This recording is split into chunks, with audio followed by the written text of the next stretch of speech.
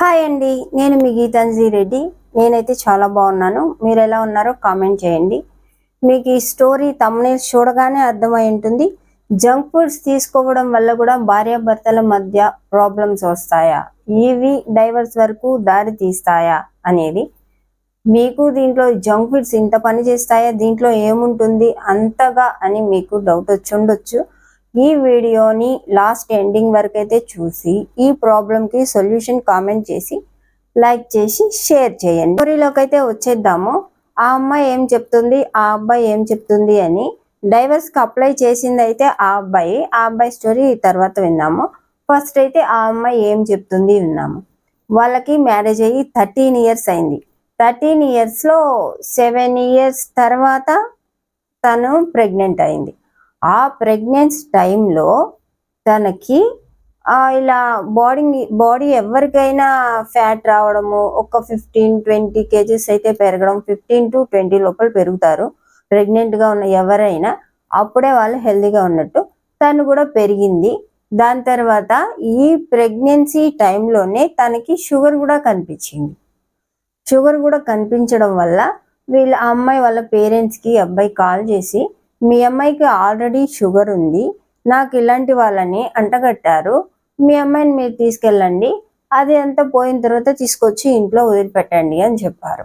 And తర్వాత ఆ అమ్మాయి పుట్టింటికి వెళ్ళిపోయింది. తర్వాత డెలివరీ అయిన తర్వాత ఇంటికి వచ్చింది. తర్వాత ఇంకా అప్పటి నుంచి బాబుని చూసుకోవడము, చిన్నపిల్లలు ఇంట్లో ఉంటే ఎంత ప్రెషర్ ఉంటుందని మీకు తెలుసు కదా. నైట్ నిద్ర ఉండదు, వాళ్ళకి పాలు, ఫీడింగు అండ్ క్లీనింగు, వాళ్ళు ఎప్పుడు నిద్రపోతారో తెలియదు, ఎప్పుడు మేల్కుంటారో తెలియదు. కొంతమంది ఎప్పుడు నిద్రపోతూ ఉంటారు, కొంతమంది ఎప్పుడు మేల్కొని ఉంటారు. నిద్రపోవాల్సిన టైంలో ఆడుకుంటూ ఉంటారు, ఆడుకోవాల్సిన టైంలో నిద్రపోతూ ఉంటారు. అది అందరికి తెలిసిన విషయమే, పిల్లలు ఉండే ఎవరికైనా తెలుస్తుంది. తను కూడా అలాగే సఫర్ అవుతూ ఉండేది. కానీ వాళ్ళ హస్బెండ్ మాత్రం ఇంట్లో ఏది పట్టించుకునేవాడు కాదు.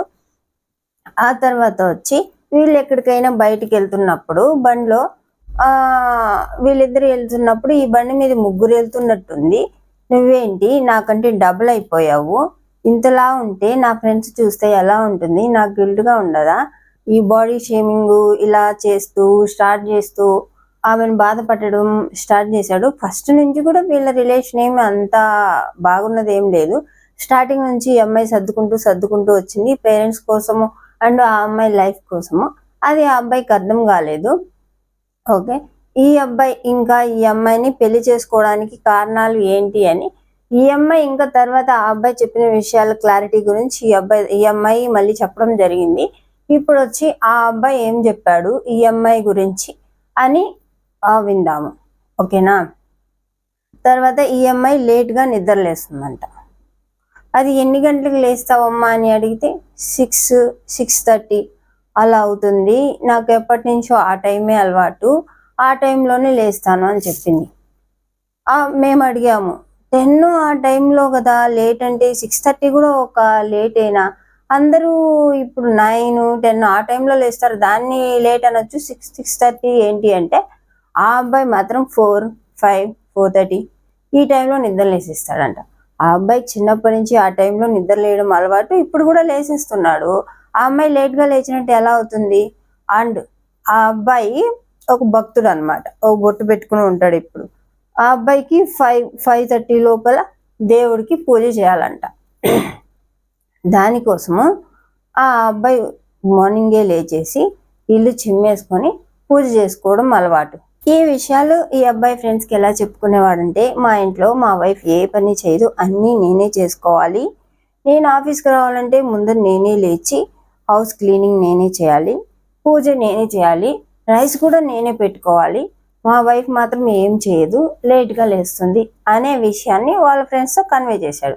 వాళ్ళ ఫ్రెండ్స్ కూడా అదే ఫిక్స్ అయిపోయారు. వాళ్ళు ఏం డీటెయిల్స్ అడగరు కదా, ఏ టైంకి లేస్తారు ఇది ఏమీ అడగరు. వాళ్ళు లేట్ అనగానే ఒక 10-11 ఈ టైంలో లేస్తుందేమో వీళ్ళ వైపు అనుకుని ఒక డెసిషన్కి వచ్చేసారు. తర్వాత ఈ అబ్బాయి వెళ్ళిన తర్వాత, అరే ఇంట్లో పనులన్నీ చేసుకుని వచ్చేసావా, అన్నం అన్నీ చేసుకుని వచ్చేసావా, వంట చేసి వచ్చేసావా, ఇంట్లో పనులన్నీ సమకూర్చి పెట్టావా, ఇవన్నీ అడగడం స్టార్ట్ చేశారు. ఈ అబ్బాయి ముందు చెప్పిన విషయాలన్నీ మర్చిపోయి ఇప్పుడు వాళ్ళు ఇన్సల్ట్ చేస్తున్నారనే ఒక గిల్ట్తో ఉండిపోవడం అలవాటు అయిపోయింది అనమాట. దాని తర్వాత ఇంకేంటి ప్రాబ్లమ్స్ అంటే ఈ అమ్మాయికి స్టార్టింగ్ పెళ్లి చూపుల దగ్గర నుంచి వద్దాం. ఇప్పుడు పెళ్లి చూపులు జరిగేటప్పుడు ఆ అమ్మాయి వాళ్ళ పేరెంట్స్ ఏం చెప్పారంటే ఆ అమ్మాయికి ఆల్రెడీ జాబ్ వచ్చింది, కానీ ఈ అబ్బాయి అంత సీరియస్ గా జాబ్ కోసము అనుకుంటున్నాడు అనే విషయం వాళ్ళ పేరెంట్స్ కి అయితే తెలియదు. ఓకే, జాబ్ చేయనండి అని చెప్పాడు, అది మామూలుగా ఫ్లోలో చెప్పేసి ఉంటారు, ఆ అమ్మాయి ఇష్ట ప్రకారం చేసుకొని ఇవ్వండి అనే విషయం వాళ్ళ పేరెంట్స్ అనుకున్నారు.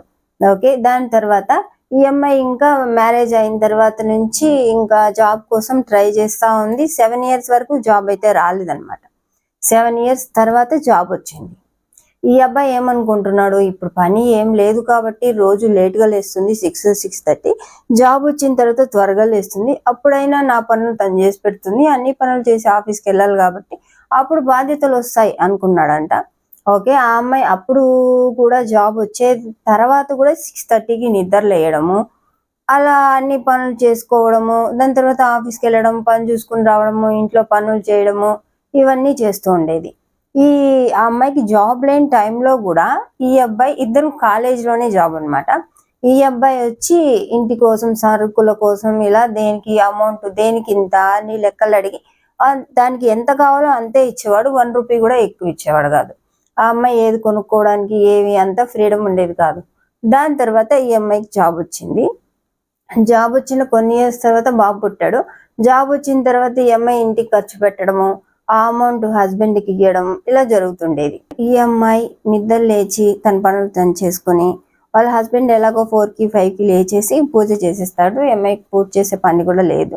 దాని తర్వాత ఇల్లు క్లీనింగ్ కూడా చేసేస్తాడు. దాని తర్వాత ఈ అమ్మాయి గిన్నెలు కడిగేసి కర్రీ చేసేసి, ఆ తర్వాత వాళ్ళ హస్బెండ్కి క్యారేజ్ పెట్టి ఆమె క్యారేజ్ పెట్టుకుని వెళ్ళేదన్నమాట. బాబుని వచ్చి స్కూల్లో అమ్మాయి డ్రాప్ చేసేది. ఈ అబ్బాయికి బైక్ ఉండేది, బైక్లో వెళ్ళిపోయేవాడు. ఈ అమ్మాయి ఒక ఆటో పట్టుకొని ఆఫీస్కి వెళ్ళాలి. ఈయన గారి కంటే ముందు ఆఫీస్ నుంచి వచ్చేసి ఇల్లంతా నీట్గా పెట్టేసి ఇంట్లో పనులన్నీ చేసి రెడీగా పెట్టాలి. ఇప్పుడు ఇక్కడ ప్రాబ్లం ఎక్కడ వచ్చింది అంటే, ఈ అమ్మాయికి జాబ్ వచ్చిన తర్వాత మనీ ఉంది కదా ఈ అమ్మాయి దగ్గర, ఈ మనీలో వాళ్ళ బాబుకి ఏం కావాలి అంటే, ఏ చిన్న పిల్లలైనా ప్రతి ఇంట్లో జరిగేదే, ఈ మాట వింటే మీరు కూడా ఆశ్చర్యపోతారు. ఆ అబ్బాయికి బింగోలు and cakes, cool drinks and KFC chicken అంటే ఆ అబ్బాయికి చాలా ఇష్టం అంట వాళ్ళ చైల్డ్కి. అందుకని అవి తీసుకొచ్చి ఇవ్వడము అప్పుడప్పుడు ఇలా జరుగుతుండేది. అండ్ మధ్యలో ఆ అబ్బాయి కొనుక్కోవడానికి వేరే వాటికి మనీ కూడా ఇవ్వడం జరుగుతుండేది. ఈయన విడాకులు తీసుకోవడానికి ఒక పెద్ద కారణం ఏంటి అంటే, వాళ్ళ అబ్బాయి కోసం ఈవిడ ఇవి జంక్ ఫుడ్స్ చెప్పాను కదా, Bingo, Kurkure, cakes, cool drinks, ఇవి KFC, ఇవన్నీ తీసుకొని రావడం వల్ల ఆ అబ్బాయి హెల్త్ ఎక్కడ పాడవుతుందో అందుకని డైవర్స్ తీసుకుంటే పోతుంది, హెల్త్ బాగుంటుంది అనుకుని డైవర్స్ అడిగాడంట. ఎలా ఉందో చూసారా? ఈ అబ్బాయి చేసిన ఒక పనిని ఆ అమ్మాయి లాస్ట్ అండ్ ఫైనల్గా ఒకటి చెప్పింది. ఓకే, ముందంతా చెప్పలేదు. దీన్ని బట్టి అర్థమవుతుంది ఆ అమ్మాయి ఎంత అమాయకురాలు అని. ఆ అమ్మాయి మాటలను బట్టి, ఆ అమ్మాయి బిహేవియర్ని బట్టి, ఆ అబ్బాయి అన్ని చెప్తున్నా ఆ అమ్మాయికి కోపం కూడా రావట్లేదు. వింటుంది, బాధపడుతుంది, ఇంకేం చేయాలి అని ఆలోచిస్తుంది. తర్వాత ఒక స్టోరీ అయితే చెప్పింది. ఈ అమ్మాయితో అంత ఇంట్రెస్ట్గా ఉండేవాడు కాదు. దీంట్లో ఒక 5 years బ్యాక్ అలాగా ఒక అమ్మాయితో వచ్చి ఫ్రెండ్షిప్ లాగా ఏర్పడింది. ఆ అమ్మాయితో రోజు చాట్ చేసుకునేవాడు. ఒక 6 months అలా జరిగింది ఈ చాటింగ్. వేరే బెడ్రూమ్లో పడుకొని నైట్ అంతా చాట్ చేసుకుంటూ ఉండేవాడు. ఈ అబ్బాయి గురించి, ఈ అబ్బాయి మ్యారేజ్ అయిందనే చెప్పుకున్నాడు ఆ అమ్మాయికి. వాళ్ళ వైఫ్ ఎలా ఉంటుంది, వాళ్ళ వైఫ్ ఇష్టపడకపోవడానికి ఆ అమ్మాయి బిహేవియర్ ఎలా ఉంటుంది, ఆ అమ్మాయిని బ్యాట్ చేసి ఈ అమ్మాయి దగ్గర చెప్తుండము, ఈ అమ్మాయి వచ్చి సానుభూతి చూపించడము, ఇలా జరుగుతుండేది. వీళ్ళిద్దరి మధ్యలో ఒక రిలేషన్ అనేది ఏర్పడి ఈ అబ్బాయి ఆ అమ్మాయికి ఐ లవ్ యూ చెప్పడం, ఆ అమ్మాయి ఈ అబ్బాయికి ఐ లవ్ యూ చెప్పడం. ఆ అమ్మాయికి మ్యారేజ్ కాలేదు. ఓకే, ఆయన కూడా ఐ లవ్ యూలు చెప్పుకున్నారు. అది దాని తర్వాత ఈ అమ్మాయికి చాలా రోజుల తర్వాత తెలిసింది ఏంటి వేరే బెడ్రూమ్లో పడుకుని ఏం చేస్తున్నాడు అని. ఇంకా రోజు ఆన్లైన్ చూసిన తర్వాత ఒక రోజు అడిగితే నార్మల్గా చెప్పాడనమాట. తర్వాత ఈ అమ్మాయి ఆ చాటింగ్ అదంతా తీసుకుంది. నార్మల్ చాటింగ్ అని చెప్పాడు. ఈ అమ్మాయికి చాటింగ్ తీసుకున్న తర్వాత అర్థమైంది వీళ్ళిద్దరూ లవ్లో ఉన్నారు అని. తర్వాత ఈ అమ్మాయి ఆ అమ్మాయితో మాట్లాడటము, ఈ అబ్బాయితో మాట్లాడటము, వీళ్ళిద్దరు కొంచెం మంచి వాళ్ళు కావడం వల్ల ఆ అమ్మాయి నార్మల్గా చెప్పడం వల్ల ఓకే రిలేషన్ అయితే కట్ అయిపోయింది. ఇప్పుడైతే వాళ్ళు రిలేషన్లో లేరు, దాని గురించి ఏం లేదు. ఇద్దరి సైడ్లో థర్డ్ పార్టీ అనే వాళ్ళు లేరు ఇప్పుడు. మొత్తానికి ఈ అబ్బాయికి ఆ అమ్మాయి స్టార్టింగ్ నుంచి పెళ్ళప్పటి నుంచి నచ్చట్లేదు. జాబ్ కోసం మ్యారేజ్ చేసుకున్నాడు. ఈ జాబ్ 7 years రాకపోయేసరికి ఈ అబ్బాయి సైడ్ పేరెంట్స్ ఈ అబ్బాయి ఆ అమ్మాయిని ప్రెజర్ చేయడము, అయినా ఆ అమ్మాయి ఎక్కువ ఏం పట్టించుకునేది కాదు. ఆ అమ్మాయి చాలా సింపుల్గా ఉంటుంది, అంటే కోపం కూడా ఎప్పుడు రాదు. ఆ అబ్బాయి మాటల్లో కూడా చెప్తున్నాడు, ఏమీ కోపం రాదు, ఏం చెప్పినా సైలెంట్గా వింటుంది అని చెప్పుకొచ్చాడు. ఓకే, ఇంకా ఆ అమ్మాయి సైడ్ ఏం తప్పులు చెప్పాలో ఈ అబ్బాయికి కూడా అర్థం కాలేదు, ఏమీ జరగలేదు. ఫైనల్గా ఏం జరిగింది అంటే వీళ్ళిద్దరికి మధ్య గొడవల్లో ఈ అమ్మాయి దేనికో ఎదురు తిరగడం జరిగిందనమాట. ఈ జంక్ ఫుడ్స్ విషయంలో ఆ అబ్బాయి తీసుకెళ్ళి ఆ అమ్మాయిని ఇలా గడ్డం పట్టుకుని ఇలాగా ఒత్తాడు ఆ గొడవలో. ఈ అమ్మాయి సైలెంట్గానే ఉంది. దాని తర్వాత ఇంకా కోపమై నాకు ఎదురు చెప్తావా నువ్వని మెడ పట్టుకొని గోడకేసి ఒత్తేశాడు.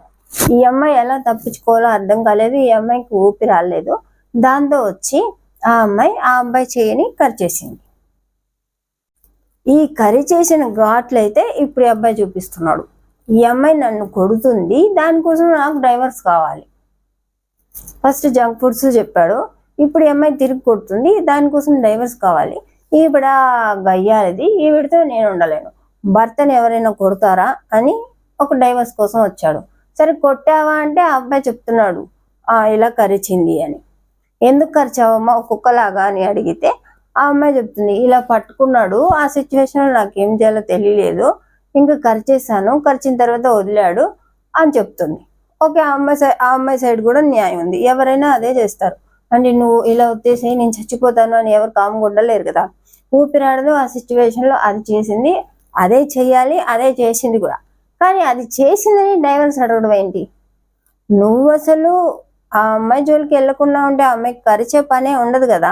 ఆ అమ్మాయి సైలెంట్గానే ఉంది, ఇన్ని రోజులు శాంతంగా ఉంది, దాని గురించి నువ్వు మళ్ళీ ఆ అమ్మాయితో గొడవలేసి నీకు ఆ అమ్మాయి నచ్చట్లేదు, అలా ఇలా సర్ది చెప్పుకొని మార్చుకోవాలి, అంతే కదా. ఈ ప్రాబ్లంకి సొల్యూషన్ ఏంటి అని ఇంకేం చెప్పాలో అయితే తెలియట్లేదు. ఆ అమ్మాయి ఫాస్ట్గా లేయాలనా, జంక్ ఫుడ్స్ పెట్టకుండా ఉండాలనా, ఈ ఈ అబ్బాయికి ఇష్టం అవడానికి ఆ అమ్మాయి జిమ్కి వెళ్ళి డైట్ ప్లాన్ చేసి ఆయనలాగా స్లిమ్గా నాజుగ్గా తయారవ్వాలనా, లేకపోతే ఈ అబ్బాయి మైండ్లోనే పురుగుండి ఈ అబ్బాయి చేంజ్ అవ్వాలనా, అసలు ప్రాబ్లం ఏంటి, దీనికి సొల్యూషన్ ఏంటి అని అయితే నాకైతే తెలియట్లేదు. మీరు కామెంట్ రూపంలో ఏదో ఒక సొల్యూషన్ అయితే పెట్టండి. ఇంత చిన్న చిన్న విషయాలకి డైవర్స్ తీసుకోవడం కూడా కరెక్టేనా? ఒక డైవర్స్ తీసుకొని ఆ చైల్డ్ పరిస్థితి ఏంటి? అమ్మ సైడ్ ఉండాలనా, నాన్న సైడ్ ఉండాలనా? ఇటు సైడ్ ఉన్న ఒకరి ప్రేమ అయితే ఆ అబ్బాయికి ఉండదు. ఇది పిల్లల గురించి అయితే ఆలోచించాల్సిన విషయమే. సో వాళ్ళిద్దరూ కాంప్రమైజ్ అయ్యి ఒకరినొకరు సర్దుకుని ఒకరి కోసం ఒకరు సర్దుకుని చేయాల్సిన పనులు అయితే చాలా ఉన్నాయి. దీంట్లో పెద్ద కాంప్లికేటెడ్ విషయం అయితే నాకేం కనిపించట్లేదు. ఈ అబ్బాయికి ఆ అమ్మాయి మీద అంత ఇంట్రెస్ట్ కలగడం లేదు, దానివల్ల ఇదంతా జరుగుతుంది అనిపిస్తుంది. ఆ అమ్మాయి తప్పు కూడా నాకేం అనిపించట్లేదు. ఓకే, ఆ అమ్మాయి నిద్ర లేయడం ఇదంతా ఈ అబ్బాయికి ప్రాబ్లం అనిపిస్తుంది కాబట్టి ఆ అమ్మాయి అవన్నీ సర్దుకోవచ్చు. ఈ అబ్బాయికి ఇవన్నీ మనసులో పెట్టుకోకుండా ఇంకా పెళ్లి చేసేసుకున్నాం, ఇంకెలాగైనా ఉండాల్సిందే ఆ చైల్డ్ కోసం అయినా అని ఒక ఇదికి వచ్చి కలిసి ఉండాలని అయితే కోరుకుంటున్నాము. దీనికి సొల్యూషన్ ఏంటని మీరైతే కామెంట్ రూపంలో పెట్టండి. ఈ వీడియో మీకు నచ్చినట్టయితే లైక్ చేసి షేర్ చేసి కామెంట్ చేసి వాళ్ళకి సొల్యూషన్ పెట్టడం మాత్రం మర్చిపోవద్దు. అండ్ సబ్స్క్రైబ్ కూడా చేసుకోండి. ఇవన్నీ రియల్ స్టోరీస్, మీరైతే సొల్యూషన్స్ అయితే ఇస్తూ ఉండండి, వాళ్ళకి ఉపయోగం అవుతాయేమో చూద్దాము. అండ్ సబ్స్క్రైబ్ చేసుకోవడం మాత్రం మర్చిపోవద్దు. ఈ రియల్ స్టోరీస్ వారానికి 2 వీడియోస్ అయితే కంపల్సరీగా అప్లోడ్ చేస్తాము. అవి మీకు నచ్చినట్టయితే లైక్ చేయండి, సబ్స్క్రైబ్ మాత్రం ఖచ్చితంగా చేసుకోండి. ఓకేనా?